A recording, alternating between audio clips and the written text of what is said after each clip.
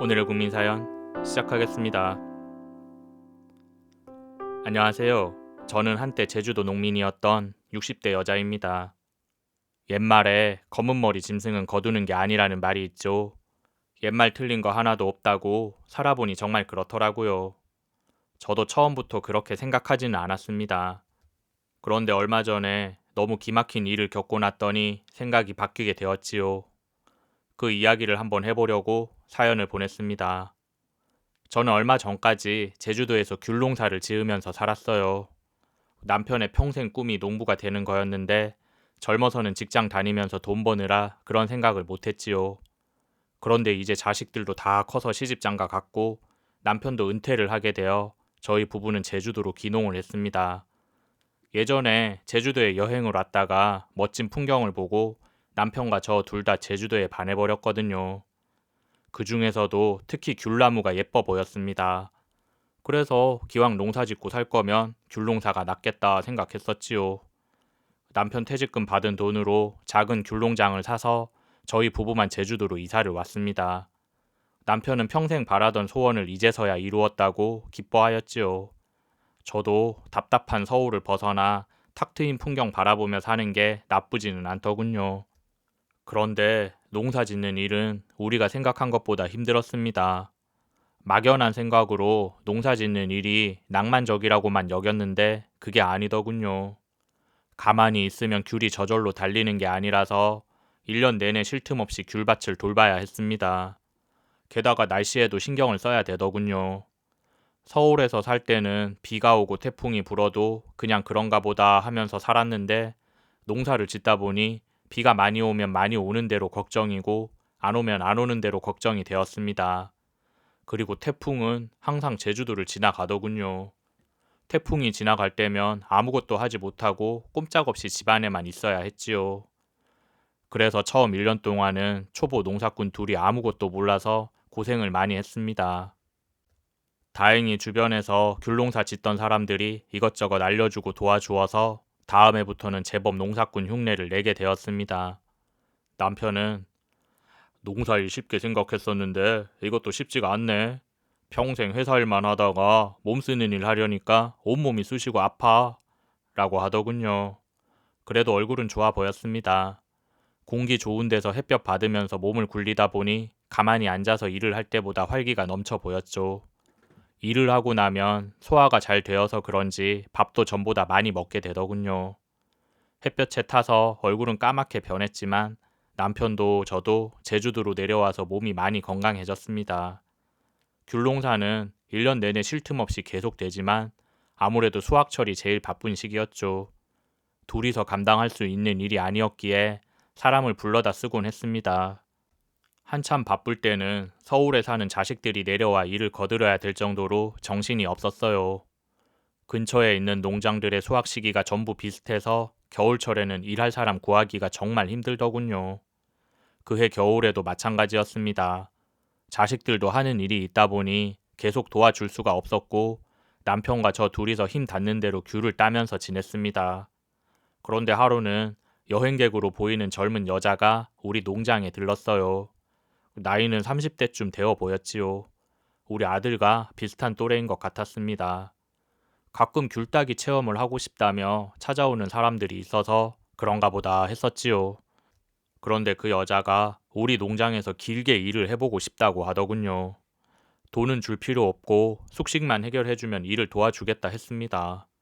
마침 1년 중 가장 바쁜 시기이기도 했고 젊은 여인이 부탁하는 건데 거절할 이유도 없어서 그러라고 했습니다. 잡동사니 넣어두던 작은 방을 정리해서 내어주고 밥은 우리 부부 먹을 때 같이 먹으면 된다고 했지요. 일단은 겨울 수확철 동안만 같이 일해보기로 하고 그 여자와 함께 지내게 되었습니다. 귤 따는 일이 처음이라던 그녀는 우리가 처음 농사를 지을 때 그랬던 것처럼 서툴고 실수가 많더군요. 그래도 열심히 배우려는 자세가 보기 좋았습니다. 요령 피우지 않고 일을 하도 열심히 하길래 오히려 우리가 쉬엄쉬엄 하라고 말릴 정도였죠. 남편은 요즘 젊은 애들 같지 않게 열심히 한다며 칭찬을 많이 했습니다. 그렇게 그녀는 겨울 내내 우리 집에 머물면서 귤을 따고 일손을 도왔지요. 성격도 싹싹해서 불평불만 한마디 없이 늘 웃는 얼굴이더군요. 일은 많이 서툴렀지만 그래도 일손이 하나 늘었다고 그해 귤 수확은 예년보다 수월하게 할 수 있었습니다. 마지막 수확이 끝나고 우리는 모처럼 둘러앉아 술을 한 잔 마셨지요.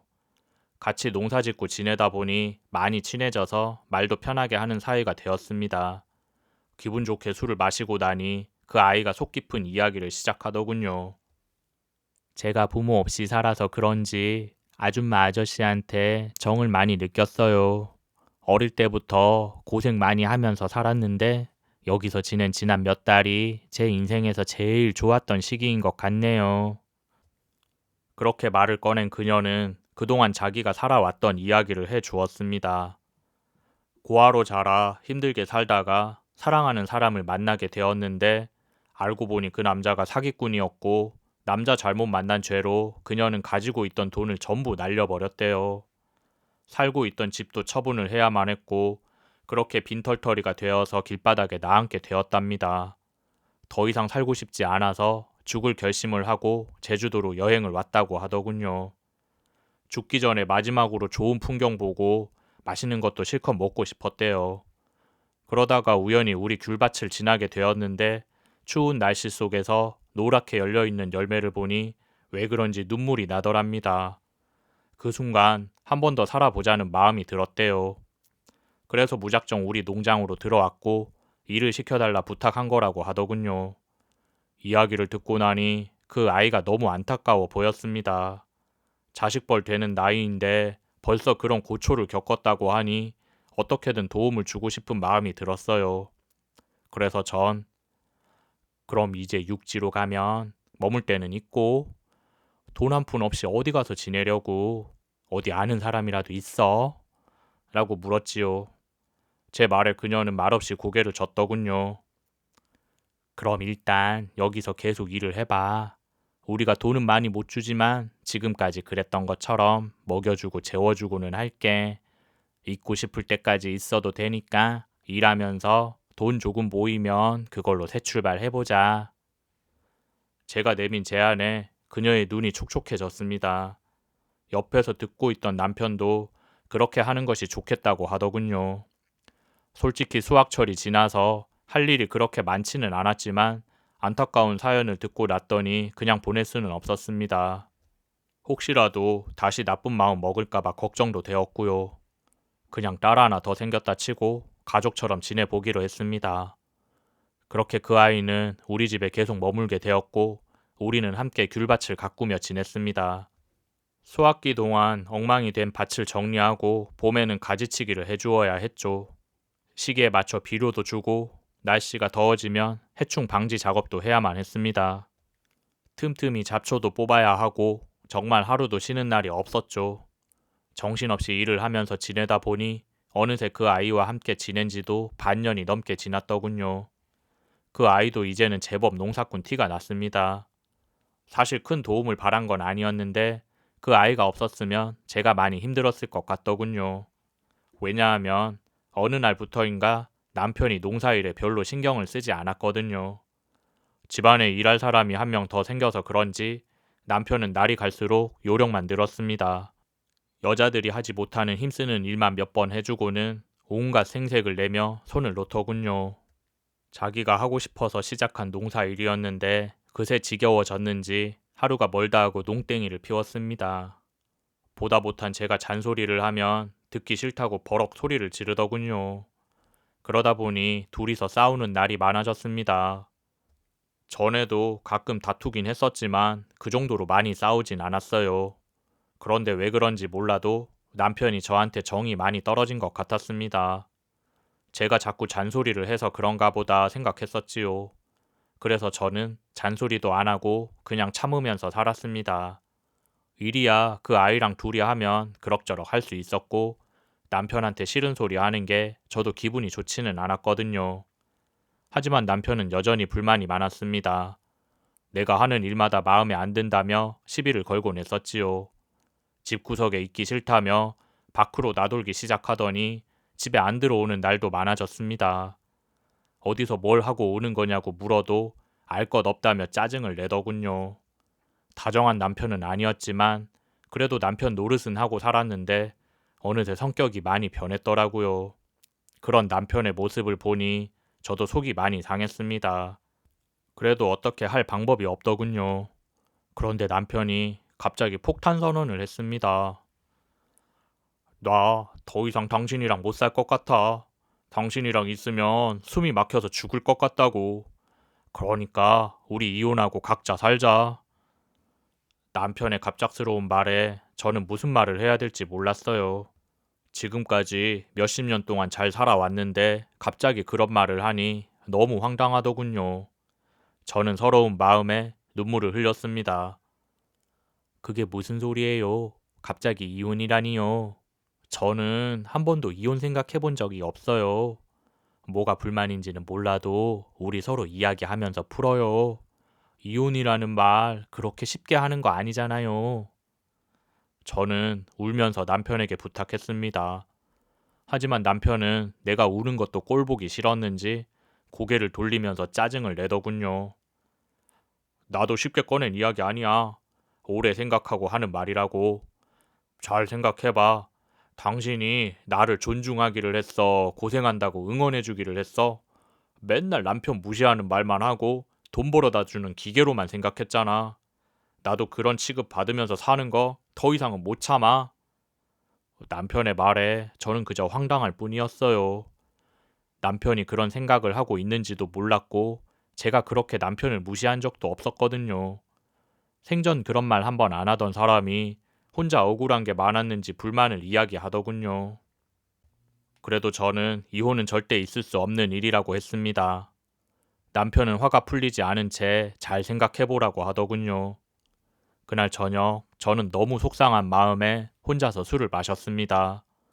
이런 이야기는 남 부끄러워서 누구한테 말도 못하고 혼자 속으로 삭혀야만 했죠. 못 마시는 술을 연거푸 들이마셨더니 잠이 쏟아지더군요. 그래서 전 초저녁에 일찍 잠이 들었어요.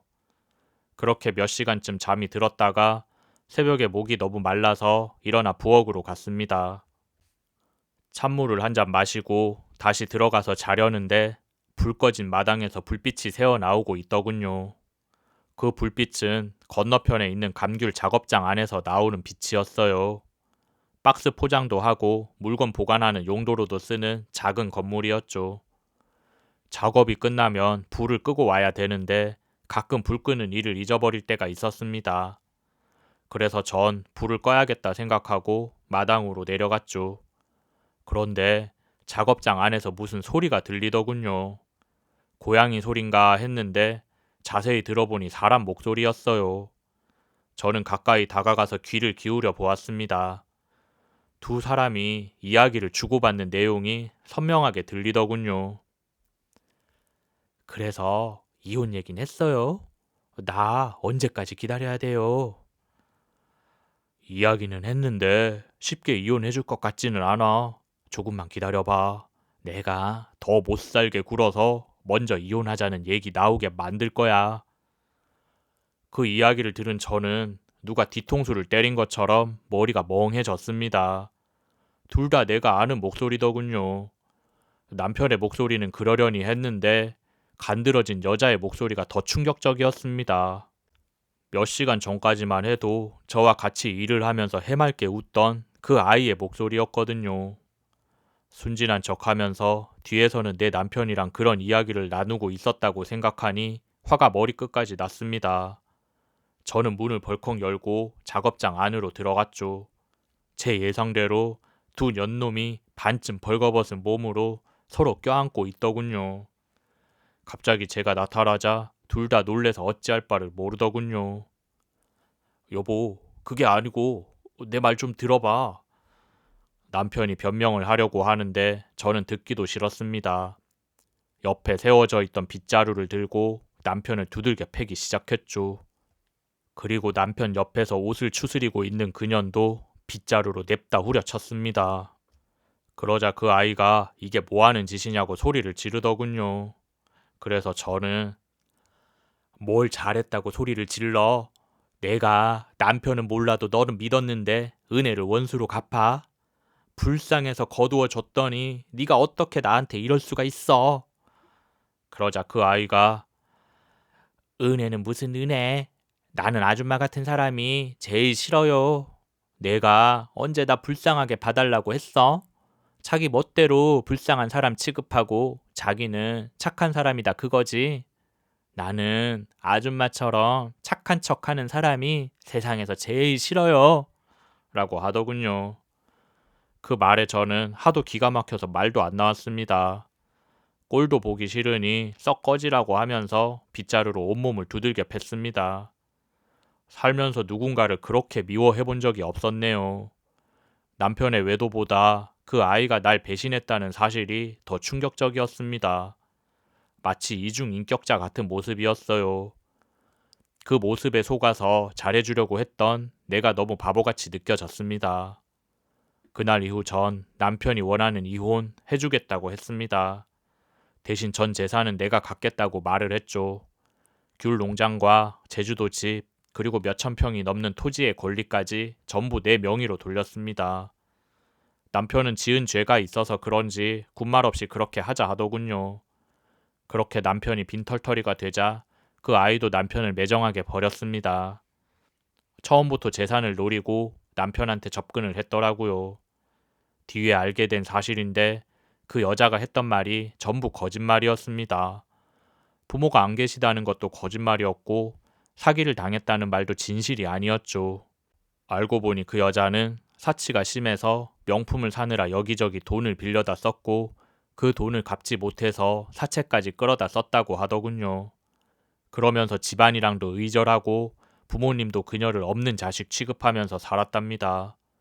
사채업자들에게 쫓기던 그녀는 사람들의 눈을 피해 제주도로 도망을 왔고 숨어 살기 위해서 우리 농장에 온 거였죠.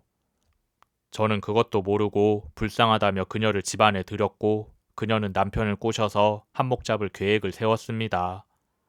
그래서 남편이 술에 잔뜩 취한 날 억지로 동침을 했고 그걸 빌미로 남편에게 자기랑 계속 관계를 가질 것을 요구했다고 하더군요. 그렇게 자의 반 타의 반으로 남편은 외도를 하게 되었고 그러다 보니 정말로 그 아이에게 정을 느끼게 되었다 했습니다. 여우 같은 계집애의 술수에 홀랑 넘어가 버린 거였죠.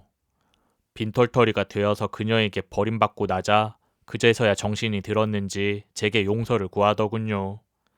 하지만 저는 뒤도 돌아보지 않았습니다. 이제 와서 후회한들 늦었다고 말을 했죠. 그리고 전 제주도의 땅을 모두 정리하고 서울로 올라와서 살게 되었습니다. 아들네 집 근처에 작은 아파트를 구해서 혼자 살아가고 있어요. 그동안 스트레스를 너무 많이 받아서 책도 보고 하면서 마음 수양을 하고 있습니다. 전 남편을 꼬시려고 했던 그 여자는 결국 사채업자들에게 잡혀서 고초를 겪었다고 하더군요. 그 소식을 듣고도 하나도 불쌍하게 생각하지 않았어요. 자업자득이고 뿌린 대로 거두는 것이지요. 나쁜 짓 했으니 당연히 벌을 받아야 한다고 생각합니다. 제 이야기는 여기까지예요. 함께 들어주셔서 감사합니다.